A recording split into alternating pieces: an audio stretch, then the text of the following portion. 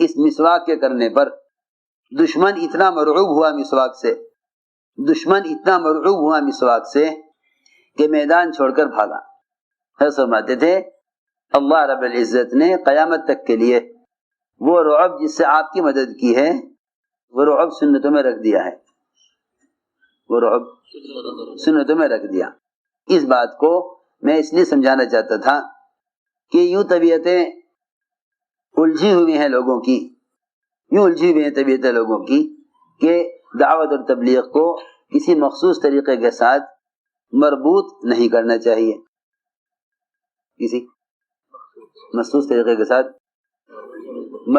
کرنا چاہیے، اس پر لوگوں کی طبیعتیں الجھی ہوئی ہیں کہ دعوت اور تبلیغ کو کسی مخصوص طریقے کے ساتھ مربوط نہیں کرنا چاہیے، حالانکہ جس طرح حضور اکرم صلی اللہ علیہ وسلم کی استنجے کی لائن کی سنت قیامت تک کے لیے بدلے گی نہیں، اس طرح آپ کی دعوت کی سنت بھی قیامت تک بدلے گی نہیں۔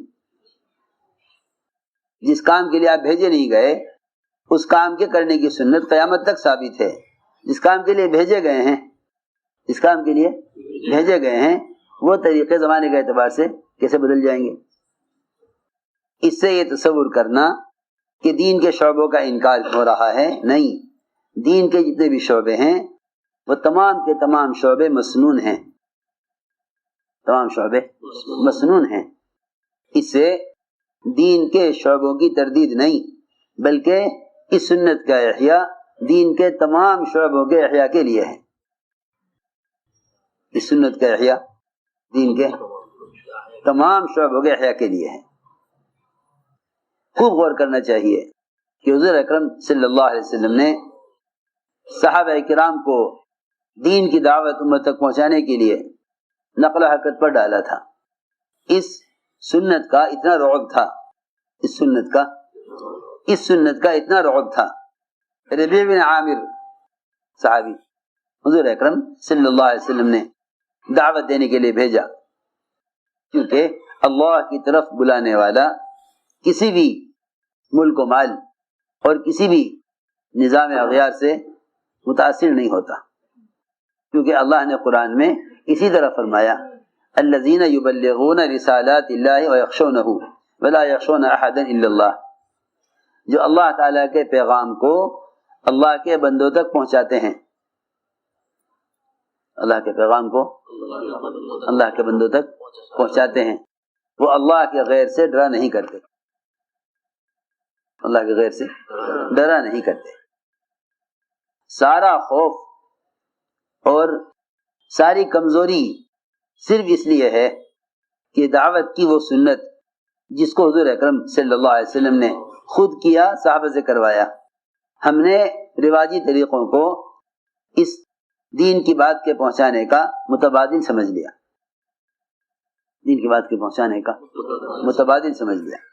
یہ اصل وجہ ہے مسلمان کے مرعوب ہونے کی، ورنہ اللہ کا وعدہ ہے الذین یبلغون رسالات اللہ ویخشونہ ولا یخشون احدا الا اللہ، اللہ رب العزت دین کی دعوت دینے والوں کے دلوں سے اپنے غیر کا رعب نکال دیتے ہیں۔ یہ ربیع بن عامر پہنچے، پہلی بات تو شہر سے باہر روک دیا گیا کہ آپ کو جو کہنا ہے ہم آپ کی بات پہنچائیں گے، بادشاہ تک آپ نہیں آ سکتے۔ کہا کہ نہیں، ہم براہ راست بات کریں گے، دعوت وہ ہے جو آدمی خود دعوت دے۔ ربیع بن عامر اس بات پر راضی نہ ہوئے کہ میرے بادشاہ کے درمیان کوئی ذریعہ ہو، جا کے بادشاہ سے کہا گیا، وہ تو اس پر تیار نہیں، کہا کہ آنے دو۔ وہاں آگے چلے، اس نے کہا کہ سواری بدلو، یہ سواری ہمارے شہر میں نہیں چلے گی۔ فرمایا کہ دیکھو میں تو اپنی اسی سواری پر بادشاہ تک جاؤں گا، میں سواری نہیں بدلوں گا، اس لیے کہ اگر ہم کسی کو دعوت دینے کے لیے، سنو بات دھیان سے، اگر ہم کسی کو دعوت دینے کے لیے ان کے طریقوں کو اس لیے اختیار کریں تاکہ وہ لوگ ہماری بات سے متاثر ہو جائیں، تو یہ باطل خیال ہے، یہ باطل خیال ہے۔ اگر ہم کسی کو دعوت دینے کے لیے ان کے طریقے اختیار کریں، میں جو کہہ رہا ہوں میری بات بہت توجہ سننا. میں اس لیے کہہ رہا کہ ایک صاحب نے مشورہ دیا کہ اگر اسلام کی دعوت کے لیے ایک چینل ہو جاوے، کیونکہ بہت سے لوگ وہ ہیں جو اس لائن سے متاثر ہوتے ہیں، تو جس لائن سے متاثر ہوتے ہیں اگر ان کو اس لائن سے دعوت دی جاوے تو وہ متاثر ہوں گے. یہ باطل خیال ہے، یہ باطل خیال ہے، یہ باطل خیال ہے. کیونکہ جب تم محمد صلی اللہ علیہ وسلم کی بات کو محمد صلی اللہ علیہ وسلم کے طریقے سے ہٹ کر پہنچاؤ گے تو اس کا اثر ختم ہو جائے گا. ہرگز مت سوچو اس بات کو کہ جس طبقے کے اندر بات کے لینے کا مزاج ان لائنوں سے ہے، رواجی لائنوں سے، ان کو دعوت اس لائن سے پہنچا دی جائے. میں کیا بتاؤں، جب عبد الرحمن عوف رضی اللہ تعالیٰ عنہ نے حضرت عمر سے کہا امیر المؤمنین ایک بات تو یہ ہے کہ آپ کرتا بدل لیں، اپنا کرتا بدل لیں، آپ کے کرتے پر پیون بہت لگے ہوئے ہیں اور یہ کرتا بدل دیں. اس وقت یہاں ساری فوجیں آپ کا استقبال کریں گی. یہاں کا معیار مدینہ کے معیار سے بہت بلند ہے. یہاں آپ کا اس طرح داخل ہونا ملک میں کہ جوتے آپ نے بائیں ہاتھ میں لٹکائے ہوئے ہیں اور موزے اتار کر کندھے پر لٹکائے ہوئے ہیں، ننگے سر ہیں. سر پر کیوں ہے تمہارے کے سر بال سامنے کے حصے پہ نہیں تھے تو سورج چمک رہا تھا تمہارے کے سر میں. اس طرح سے اگر آپ داخل ہوں گے تو ذرا ہمیں شرم آئے گی. اس لیے ذرا مناسب معلوم ہوتا ہے کہ ان لوگوں کو متاثر کرنے کے لیے ایک تو آپ ان کے گھوڑے پر سوار ہوں تاکہ وہ آپ کا مذاق نہ اڑاویں یہ دیکھ کر کہ ہمارے یہاں تو ایسے عمدہ اونچے اونچے ترکی گھوڑے اور یہ خچر پر ذرا اچھا معلوم نہیں ہوتا. کہیں گے لو یہ تمہارے امیر ہیں. حضرت نے فرمایا اے عبد الرحمن اگر تیرے سوا اس بات کو کوئی اور کہتا، تو میں کہتا بیچارہ نیا آدمی ہے، اسلام کے مزاج سے واقف نہیں ہے، نیا آدمی ہے اسلام کے مزاج سے واقف نہیں ہے، اس لیے یہ بات کر رہا. جیسے ہی کرتا بدلا ان کے اصرار پر فوراً اندری کیفیت بدل گئی. فرمایا میرا وہی کرتا دے دو. مجھے اس کرتے کے بدلتے ہی اپنی کیفیت بدلی ہوئی محسوس ہو رہی ہے. پھر کہا کہ اچھا تو اتنا تو کر لیجئے کہ اس سواری پر سوار ہو جائیں. سواری بدلی اصرار کرنے پر تو سواری پر بیٹھ کر کہنے لگے کہ سنا تو بہت تھا کہ شیطان پر شیطان سوار ہوتا ہے، آج بیٹھ کر اندازہ ہوا. اس پر بیٹھتے ہی میرے اندر مجھے کبر محسوس ہوا، کیونکہ کبر کے خوف سے وہ گھبرائے گا، اس میں تواضع ہوگی. مولانا یوسف فرماتے تھے اگر کار کے مقابلے میں گدھے پر بیٹھنے پہ زیادہ فخر محسوس نہیں کرتا تو دل میں ایمان نہیں ہے. کار کے مقابلے میں گدھے پر بیٹھنے میں زیادہ فخر محسوس نہیں کرتا تو دل میں ایمان نہیں ہے. میں ساری بات یہ سمجھانے کے لیے عرض کر رہا کہ ہماری سب کی طبیعتیں اس زمانے کے نئے طریقوں سے متاثر ہیں. اس لیے ربیع بن عامر رضی اللہ تعالیٰ عنہ اس پر بھی تیار نہ ہوئے کہ سواری بدلیں، ہم تو اسی پر جائیں گے. وہاں بادشاہ کے آدمیوں نے کہا بس یہاں دربار شروع ہو گیا ہے، اب آپ اس ٹٹو کو باہر باندھ دیں. کہ نہیں، یہ تو میرے ساتھ ساتھ چلے گا، مجھے بادشاہ تک اسی پر جانا ہے، اسی پر جانا ہے. ذرہ برابر کوئی تاثر دل میں نہیں، ذرہ برابر تاثر نہیں، مجھے اسی پر جانا ہے. بادشاہ سے کہا گیا کہ وہ تو کہتے ہیں اسی پر، کہ اس کو میرے قالینوں پر اسی پر آنے دو.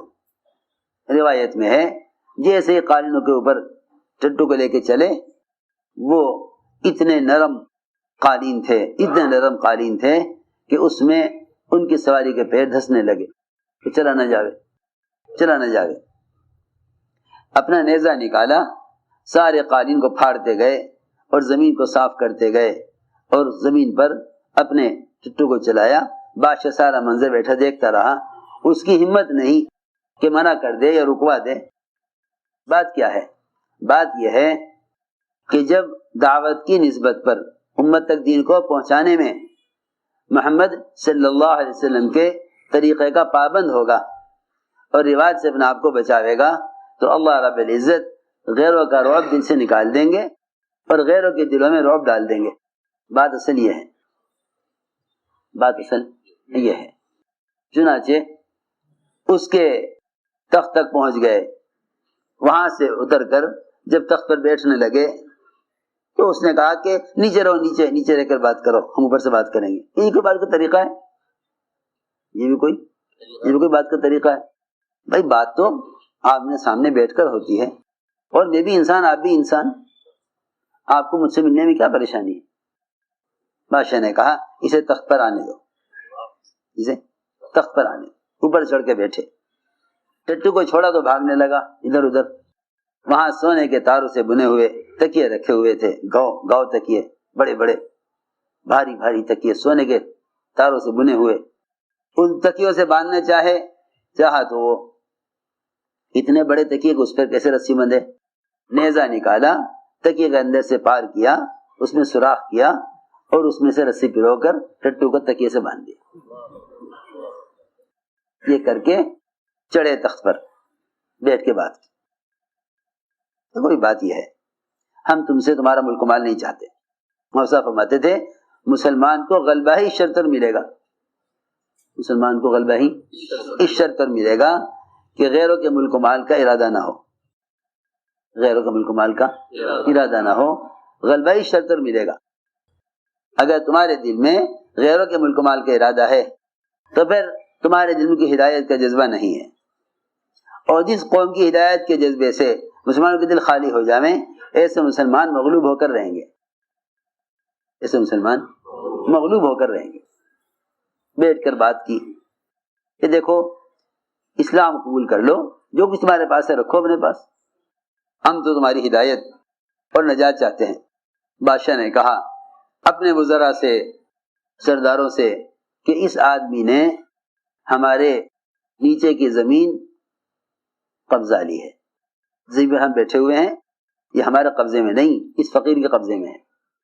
لوگوں نے کہا بادشاہ سلامت، اس پاگل کی باتوں میں آ گئے۔ بادشاہ نے کہا اپنے وزراء سے کہ پاگل یہ نہیں، پاگل تم ہو، تم دیکھتے نہیں اس کی بات میں کتنی قوت ہے،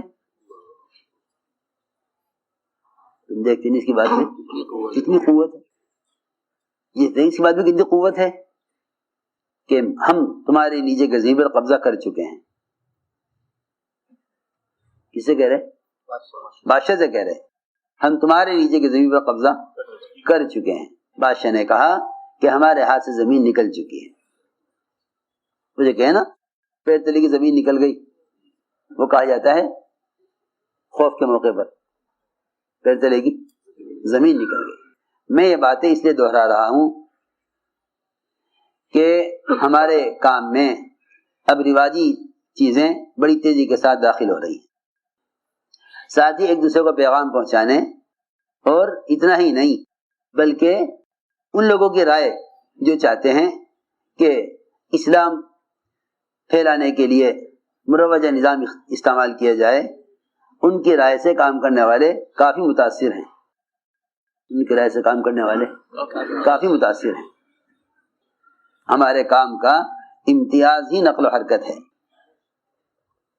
ہمارے کام کا امتیاز ہی نقل و حرکت ہے۔ جس طرح کھانا کھانے کی سنت کا کوئی متبادل نہیں، استنجے میں جو سنت کا طریقہ ہے قیامت تک اس کا کوئی متبادل نہیں، اسی طرح دعوت اللہ میں بھی اس کا کوئی متبادل نہیں، اس کا کوئی متبادل نہیں۔ تمام نصرات غیبیہ اس طریقہ جوہد کے ساتھ لازم اور مربوط ہیں، تمام نصرات غیبیہ اس طریقہ جوہد کے ساتھ لازم اور مربوط ہیں جو طریقہ جوہد محمد صلی اللہ علیہ وسلم کا ہے، جو طریقہ جوہد محمد صلی اللہ علیہ وسلم کا ہے۔ تمام نصرات غیبیہ اس طریقہ جوہد کے ساتھ لازم اور مربوط ہیں جو طریقہ جوہد محمد صلی اللہ علیہ وسلم کا ہے.